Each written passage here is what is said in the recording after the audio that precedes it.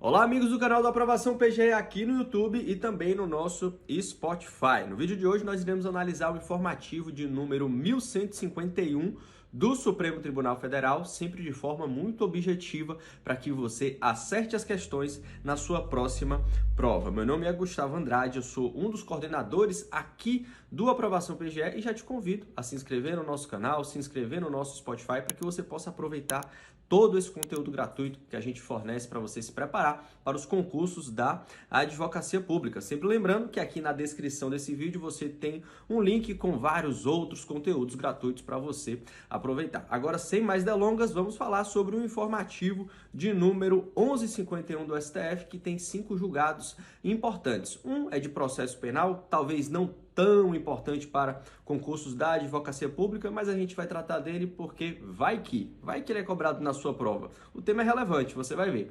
Vamos lá, pessoal, colocando aqui na tela o informativo de número 1151 do STF no nosso APGE Júris. Para quem não sabe, esse arquivo que está aqui na tela é o arquivo que os nossos alunos têm contato, que é de forma bem resumida, bem direto ao ponto, aquilo que é cobrado em concursos da Advocacia Pública. E ampliando aqui para sua leitura ficar mais facilitada, vamos lá. O primeiro julgado que nós iremos analisar aqui é de direito administrativo.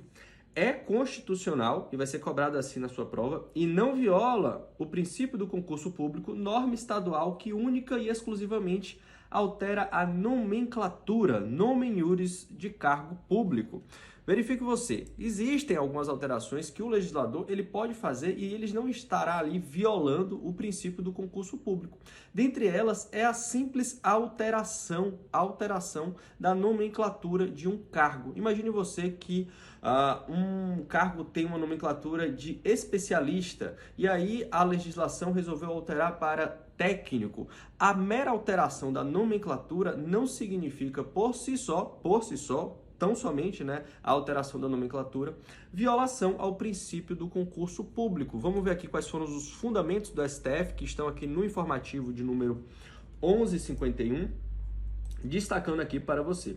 As reestruturações administrativas são comumente realizadas pelos gestores públicos em busca da eficiência administrativa e repercutem muitas das vezes no posicionamento de cargos e carreiras da administração pública. Conforme jurisprudência desta Corte, há espaço de conformação do legislador infraconstitucional quando se tratar de lei que se limita a alterar a nomenclatura do cargo, mantendo a necessária similitude entre as atribuições dos cargos envolvidos, os requisitos de escolaridade para ingresso e a equivalência salarial, ou seja, a estrutura remuneratória entre eles. Na espécie, lei estadual impugnada, entre outras medidas, modificou a nomenclatura do cargo de técnico instrutivo e de controle para técnico de controle público externo no âmbito do Tribunal de Contas local. Evidencia-se na longa e gradual cadeia normativa das respectivas alterações a inexistência de provimento derivado de cargo público, pois preenchidos os requisitos jurisprudenciais acima citados. Porque o que acontece? A grande preocupação é que quando você faça uma alteração de nomenclatura, você não esteja tão somente fazendo a alteração da nomenclatura e atribuindo a determinados servidores competências que são de outro cargo. Nessa hipótese que você estaria aí atribuindo competências distintas, aí sim você estaria violando o princípio do concurso público. Agora, quando é apenas uma alteração da nomenclatura, aí não tem problema, o STF já decidiu isso aqui no informativo de número 1151 e em outros precedentes. Com base nesses entendimentos, o plenário, por unanimidade, julgou improcedente para assentar a constitucionalidade dos artigos 1º e 4º, ambos, da Lei 9.383 do Estado do Mato Grosso, na parte que alteram a Lei Mato-Grossense 7.858 de 2022. Para a sua prova, eu quero que você fique atento, então, com esse entendimento aqui. É constitucional e não viola o princípio do concurso público, norma estadual que única e exclusivamente, olha aqui a restrição, pessoal, altera a nomenclatura. E na sua prova ele vai colocar aqui nomen iuris, justamente para te dificultar, de cargo público. Ok? A gente passa A gente passa agora para a análise de outro julgado, e esse aqui, pessoal, é importante para concursos da advocacia pública, porque ele literalmente fala de advocacia pública. Olha só, é constitucional, pois não viola os princípios da simetria e da separação dos poderes, norma da Constituição Estadual que prevê que a ocupação do cargo de advogado-geral do Estado se dê exclusivamente por membro da carreira da advocacia pública local, entre os que sejam estáveis e maiores de 35 anos. Esse aqui, pessoal, é um tema que ele já foi analisado pelo STF algumas vezes e, em síntese, vocês vão verificar aqui o que é que o STF entende. Que o legislador estadual, o constituinte estadual, ele tem a liberdade para definir se o procurador-geral do Estado ou o advogado-geral do Estado, como consta aqui, deverá ou não ser da carreira. Então, o legislador estadual, ele tanto pode decidir que o procurador-geral do Estado será da carreira, como ele também pode decidir que ele não será da carreira. Ele tem essa liberdade, ou seja, a Constituição Federal, ela não prende, ela não amarra o legislador estadual, o constituinte estadual, para que sigam-se as regras relativas ao advogado-geral da União. Então, tanto ele pode existir a previsão de que ele deve ser da carreira, como pode existir também a previsão de que ele não seja da carreira. Vamos lá, voltando aqui para a fundamentação desse julgado. A Constituição Federal é silente, ela é silenciosa, ela é omissa quanto aos critérios de nomeação do chefe da advocacia pública estadual e os parâmetros para a nomeação do advogado-geral da União. Não consubstanciam norma de reprodução obrigatória. Veja bem, a Constituição Federal ela é omissa quanto aos critérios de nomeação do chefe da advocacia pública estadual e os parâmetros para nomeação do AGU não consubstanciam norma de reprodução obrigatória. Então, não existe a violação ao princípio da simetria. É justamente por isso aqui, não há uma simetria entre o regramento para os estados e o regramento para a Advocacia Geral da União. Neste contexto, os entes subnacionais, no exercício de sua autonomia política e organizacional, podem fixar requisitos diversos para a escolha dos seus procuradores gerais, sem que a medida represente ofensa ao princípio da simetria. E se na sua prova discursiva você colocar essa questão do princípio da simetria, eu tenho certeza que você estará acertando pontos que estão no espelho.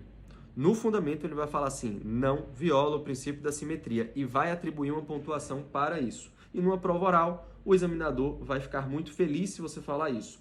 Na espécie, a norma impugnada prevê critérios objetivos e idôneos, os quais objetivam valorizar os serviços prestados à instituição e concretizar o princípio da eficiência que norteia a administração pública. Isso aqui também, se você colocar, você vai pontuar. Você está valorizando a prestação de serviços à instituição e concretiza o princípio da eficiência. Eles estão inseridos na margem legítima de conformação, que é outro termo dentro do direito administrativo, que se você põe na sua prova, você demonstra um conhecimento. Margem legítima de conformação é aquela liberdade que é dada ao legislador estadual, no caso, ou ao administrador, enfim, conferida ao constituinte estadual, de modo que inexiste ofensa à reserva de iniciativa do chefe do poder executivo. Então, o legislador estadual, volta aqui comigo, que é importante esse trecho aqui. O legislador estadual, ele edita a Constituição estadual. E dentro dessa Constituição estadual, ele acaba criando ali um regramento que terá que ser respeitado pelo governador, pelo poder executivo. Então é justamente isso que está falando aqui. Essas regras estabelecidas pela Constituição Estadual, elas podem sim ditar como o governador irá escolher ou não o seu procurador-geral. Então são regras estabelecidas pelo legislativo e o governador ele vai estar submetido a essas regras. Aí é justamente esse ponto que ele fala aqui, olha. e inexiste ofensa à reserva de iniciativa do chefe do Poder Executivo. Então, o chefe do Poder Executivo, ele estará amarrado ali às regras da Constituição Estadual e isso não é uma ofensa à sua reserva de iniciativa. Ademais, embora diretamente subordinada ao governador, a Procuradoria Geral Estadual configura verdadeira instituição do Estado. É uma função essencial à Justiça, a qual não deve se submeter à vontade de governos transitórios, sobretudo por se tratar de uma função essencial à Justiça. Foi o que eu acabei de falar. Com bases nesses e outros entendimentos, o plenário, por unanimidade, julgou improcedente a ação para assentar a constitucionalidade do artigo 128, parágrafo 1º da Constituição de Minas Gerais, na redação dada pela emenda estadual 93 de 2014. Então, voltando aqui comigo, é importante que você saiba que o legislador estadual, o constituinte estadual, ele tem liberdade, ele tem margem de conformação para escolher quem poderá ocupar o cargo de procurador-geral. Se ele entende que é necessário que seja da carreira, ele pode prever. Se ele não entende que precisa ser da carreira, ele também pode estabelecer que esse não seja um requisito e em alguns estados, inclusive, isso acontece. Fechou? Beleza, galera. Então, agora a gente vai para o nosso próximo julgado, que também tem grande relevância, apesar desse julgado ainda não ter sido concluído. Apesar desse julgado não ter sido concluído, ele é importante porque ele trata aqui de uma questão relacionada a honorários advocatícios da Fazenda Pública. Vamos lá. Encontram-se presentes os requisitos para concessão de medida cautelar. Então você veja que não é o julgamento final, para medida cautelar, pois a plausibilidade jurídica no que se refere à alegação de violação à competência privativa da União para legislar sobre direito processual, ponto 1, bem como ao princípio da irredutibilidade de vencimentos e subsídios, ponto 2.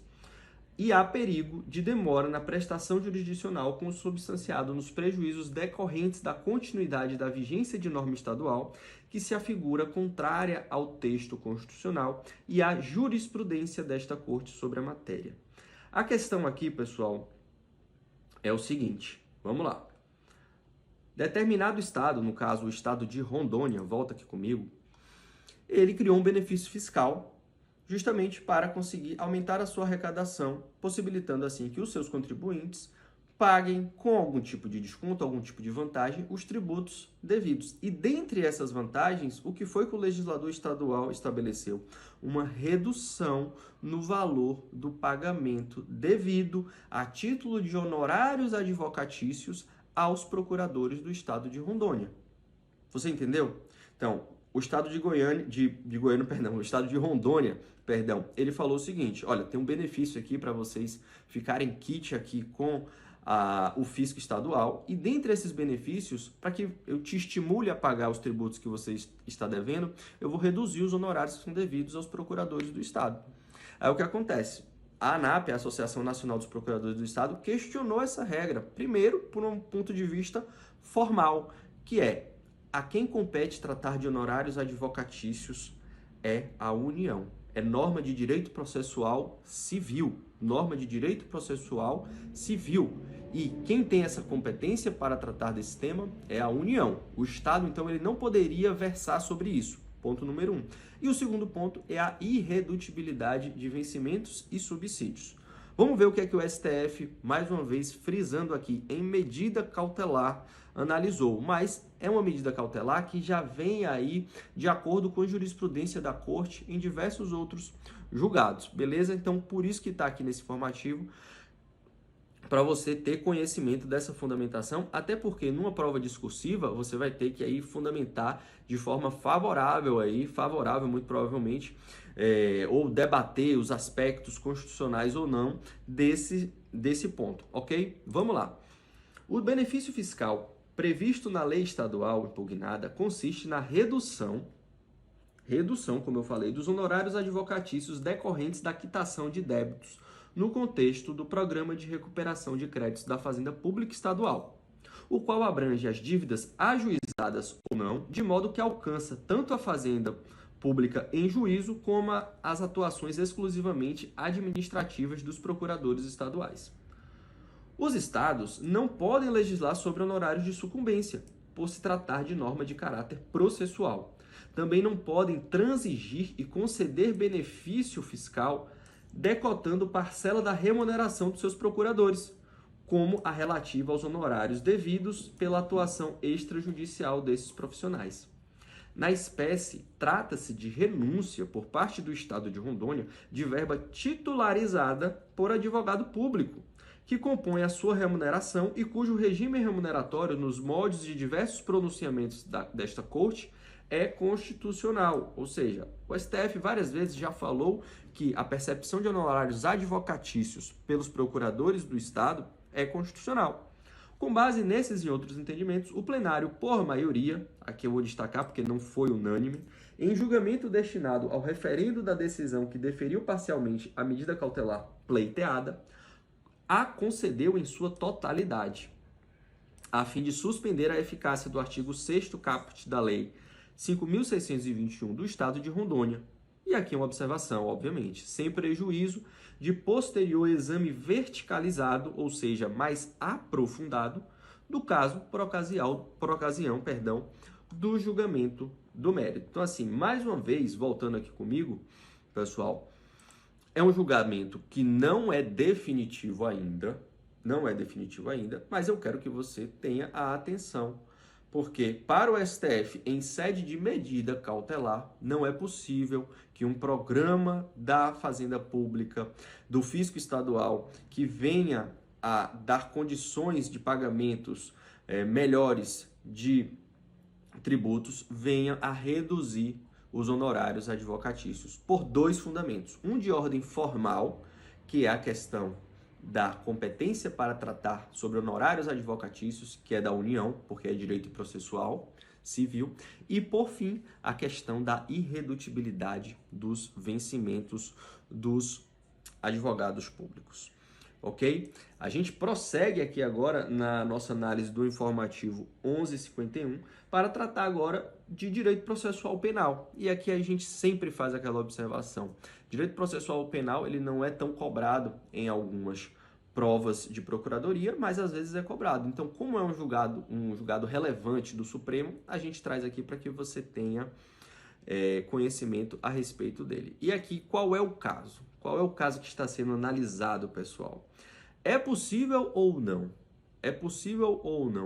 A aplicação retroativa para trás do acordo de não persecução penal. Uma vez tendo sido editado, previsto em lei, o acordo de não persecução penal, ele pode ser ou não aplicado a fatos anteriores. O STF entendeu que sim, e ele fixou uma tese de repercussão geral. Vou colocar aqui para você verificar. Olha só a tese. Compete ao membro do Ministério Público oficiante e, no exercício do seu poder-dever, avaliar o preenchimento dos requisitos para negociação e celebração do acordo de não persecução penal, sem prejuízo do regular exercício dos controles jurisdicional interno. É cabível a celebração de acordo de não persecução penal em casos de processos em andamento, quando da entrada da vigência da Lei 13.964 de 2019, mesmo se ausente confissão do réu, até aquele momento, desde que o pedido tenha sido feito antes do trânsito e julgado. 3. Nos processos penais em andamento na data da proclamação do resultado deste julgamento do STF, nos quais, em tese, seja cabível a negociação do acordo de não persecução penal, se este ainda não foi oferecido ou não houve motivação para o seu não oferecimento, o Ministério Público, agindo de ofício, a pedido da defesa ou mediante provocação do magistrado, deverá, na primeira oportunidade em que falar nos autos, após a publicação da ata deste julgamento, manifestar-se motivadamente acerca do cabimento ou não do acordo. Ou seja, mesmo aqueles processos que ainda estão em curso, estão em curso, estão correndo agora. Após a decisão do STF, o Ministério Público ele pode vir a se manifestar, seja de ofício, a pedido da defesa ou mediante provocação, a respeito da possibilidade ou não de aplicação do acordo de não persecução penal, ok?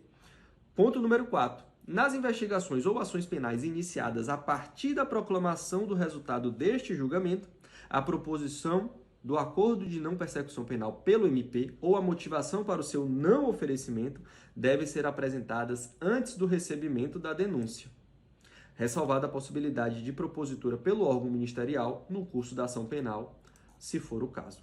E aqui o grande resumo deste julgado: é constitucional, por versar norma mais benéfica ao acusado, a aplicação retroativa do Instituto do Acordo de Não Persecução Penal nos processos penais sem decisão definitiva ou com pedido de celebração de acordo formulado antes do trânsito em julgado.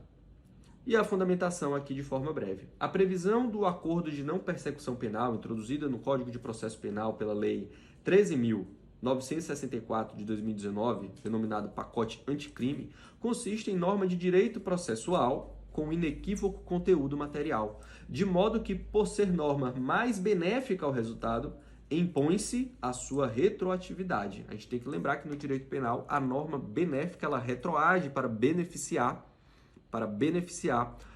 o réu. E nesse caso é uma norma com nítido caráter processual, mas também com conteúdo material. A prerrogativa de avaliar e realizar o acordo configura um poder-dever do Ministério Público, a quem cabe se manifestar motivadamente na primeira oportunidade que falar nos processos penais em curso, nos quais a negociação em tese seja cabível, nos exatos termos em que fixado neste pronunciamento. Relativamente às investigações e aos processos penais iniciados após a proclamação deste julgamento, a proposição ou motivação para o não oferecimento do acordo deve, em regra, ser apresentada antes do recebimento da denúncia. A decisão objetiva possibilitar a celebração do acordo de não persecução penal, onde ele não tenha sido proposto e, em princípio, seja cabível. Nesse contexto, o acusado não possui direito subjetivo à celebração do acordo de não persecução penal. Olha só, o acusado não possui direito subjetivo à celebração, mas a devida motivação e fundamentação quanto à sua eventual negativa. Ademais, uma vez celebrado o acordo, ocorre a suspensão da ação e da prescrição até a extinção da punibilidade pelo cumprimento dos termos do acordo. Na espécie, trata-se de paciente que, antes da vigência do pacote anticrime, foi condenado pela prática de tráfico de drogas privilegiado a uma pena de 1 ano, 11 meses e 10 dias de reclusão em regime aberto e que manifestou, após a criação do Instituto, interesse em celebrar o acordo no curso do processo penal sem decisão transitada e julgada.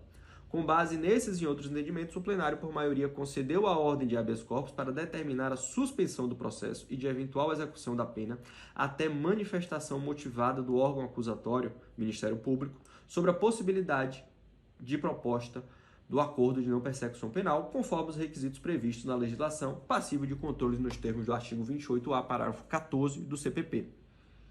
Em conclusão de julgamento, o tribunal, por unanimidade, fixou a tese anteriormente mencionada e definiu que este pronunciamento não afeta as decisões já proferidas e a deliberação sobre o cabimento ou não do ANPP deverá ocorrer na instância em que o processo se encontrar. Ou seja, ela pode ocorrer tanto em primeira instância como em segunda instância. Ok? Esse é um julgado importante para direito processual penal. Se na sua prova vier no seu edital, no seu conteúdo programático, a previsão a respeito do acordo de não persecução penal, fique atento porque tem grandes chances de ser cobrado.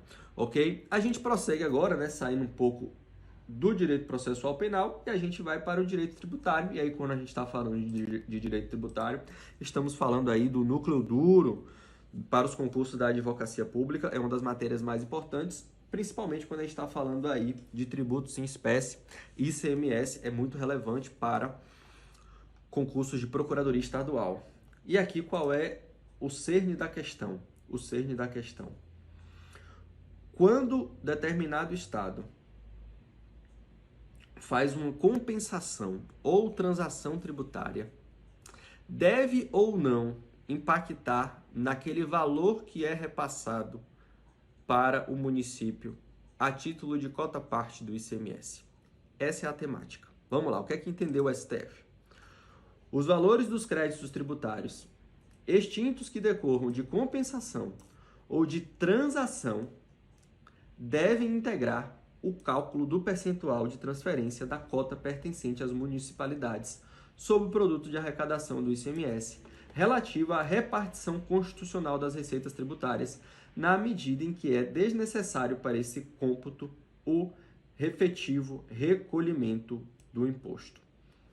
Na medida em que é desnecessário para este cômputo o efetivo recolhimento do imposto. Então, os valores dos créditos tributários extintos que decorram de compensação ou de transação tributária devem integrar o cálculo do percentual de transferência da cota pertencente às municipalidades sobre o produto de arrecadação do ICMS, relativa à repartição constitucional das receitas tributárias, na medida em que é desnecessário para esse cômputo o efetivo recolhimento do imposto. Vamos lá. A Constituição Federal de 1998, com a finalidade de promover o federalismo fiscal cooperativo, termo bonito, de equilíbrio, e dar efetividade aos pilares do Estado fiscal, inseriu um regime de partilha dos recursos tributários. Neste contexto, ela conferiu aos entes municipais o repasse de 25% do produto da arrecadação do ICMS, cuja competência tributária é dos Estados-membros e do Distrito Federal. Conforme jurisprudência dessa Corte, na hipótese de parcela do produto do ICMS já arrecadado, é de pleno direito dos próprios municípios o repasse que lhes é devido na repartição constitucional de receitas, sendo inaplicável qualquer forma de condicionamento ou retenção dos estados.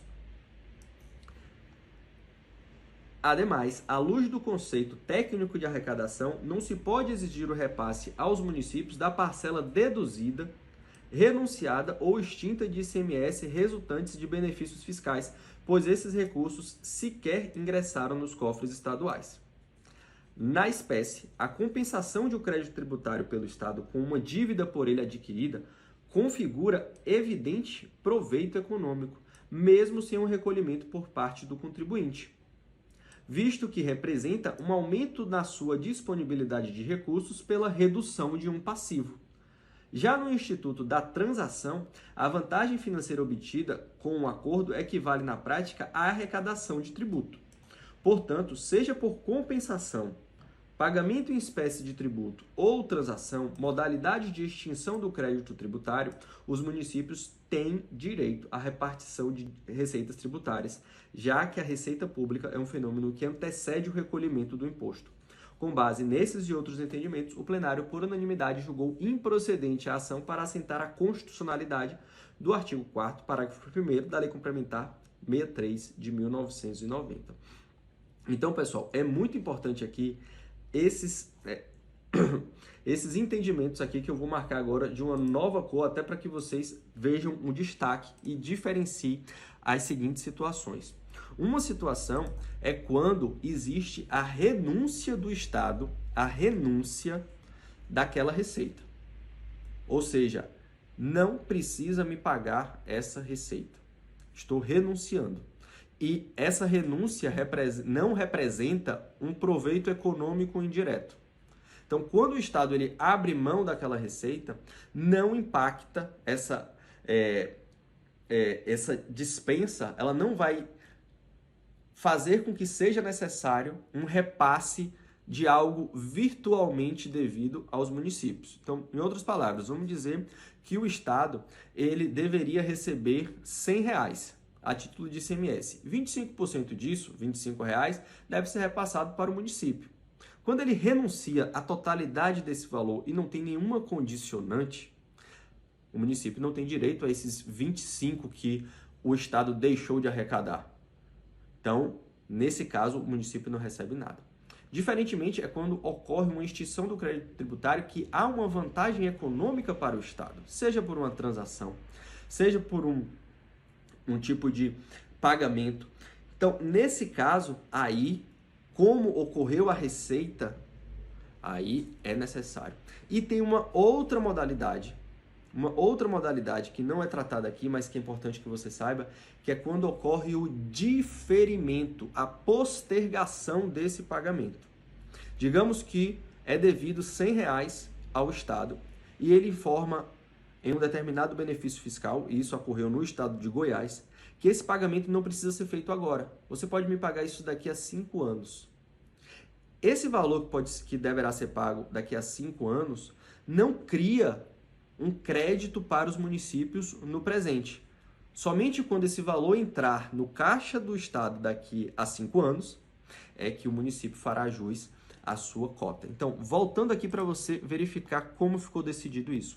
Conforme a jurisprudência desta Corte, na hipótese de parcela do produto de ICMS já arrecadado,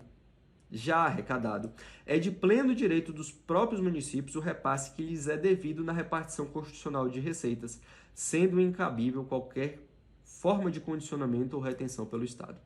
Ademais, à luz do conceito técnico de arrecadação, não se pode exigir o repasse aos municípios da parcela deduzida, renunciada ou extinta de ICMS resultantes de benefícios fiscais, pois esses recursos, como eu mencionei, sequer ingressaram nos cofres públicos. Agora, situação diversa. Na espécie, a compensação de um crédito tributário pelo Estado com uma dívida por ele adquirida configura evidente proveito econômico, mesmo sem um recolhimento por parte do contribuinte, visto que representa um aumento de disponibilidade de recursos pela redução de um passivo. E aqui um exemplo concreto disso. Digamos que o Estado ele faz um programa de benefício fiscal no qual quem possui precatórios pode utilizar parcela daqueles precatórios para quitar créditos tributários, débitos tributários. Então, digamos que eu sou uma determinada empresa e tenho a receber do Estado R$1 milhão. Mas, ao mesmo tempo, eu estou devendo R$1 milhão a título de ICMS, por exemplo. O que é que eu posso fazer? Olha, Estado, já que você tem que me pagar R$1 milhão e eu tenho que te pagar R$1 milhão, vamos fazer esse encontro de contas aqui e aí fica tudo kit. Então, nessa situação, o que é que o julgado fala? Olha, está tendo benefício para o Estado. Se está tendo benefício para o Estado, o município também tem que se obter essa vantagem. Então, nesse caso do encontro de contas de R$1 milhão, é como se estivesse sendo pago ou beneficiado ao Estado R$1 milhão. Então, 25% desse valor tem que ser repassado ao município por parte do Estado, ok? Já no Instituto da Transação, a vantagem financeira obtida com o acordo equivale na prática à arrecadação do tributo. Portanto, seja por compensação, pagamento em espécie de tributos ou transação, modalidade de extinção do crédito tributário, os municípios têm direito à repartição de receitas tributárias, ok? Lembrando que tudo isso aqui é diferente um pouco do caso do diferimento que foi analisado recentemente pelo STF relativo ao estado de Goiás. Ok, pessoal?